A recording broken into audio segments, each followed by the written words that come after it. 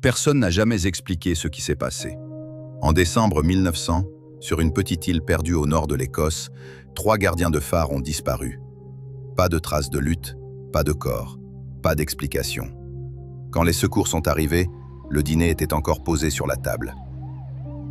Cette histoire commence sur les îles Flannon, un endroit si isolé que personne ne peut y vivre sans devenir fou. 3 hommes y sont envoyés pour garder le phare, Thomas, James et Donald. Leur routine est simple, surveiller le feu, noter la météo dans le journal de bord, attendre le bateau de ravitaillement. Le dernier message radio reçu du phare disait simplement « Tout va bien ». Mais ce n'était pas vrai. Quelques jours plus tard, le bateau de ravitaillement approche. Normalement, les gardiens sortent pour saluer l'équipage. Mais cette fois, personne n'apparaît. Le capitaine commence à s'inquiéter. Il klaxonne. Il allume la sirène. Silence total. 2 marins débarquent sur l'île.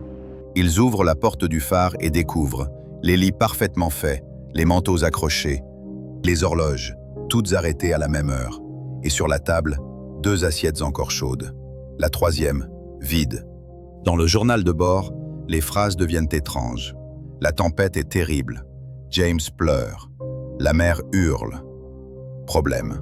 Aucune tempête n'a été enregistrée ces jours-là. La météo était parfaitement calme. Les secours inspectent l'île et trouvent quelque chose d'encore plus dérangeant.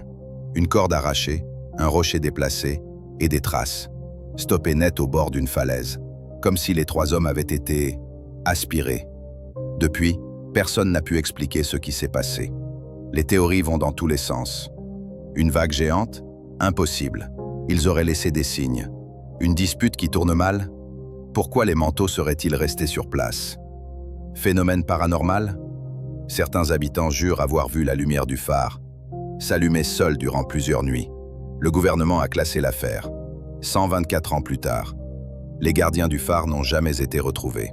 Et chaque nuit, sur les Flannons Island, le phare s'allume encore, même si personne n'y vit.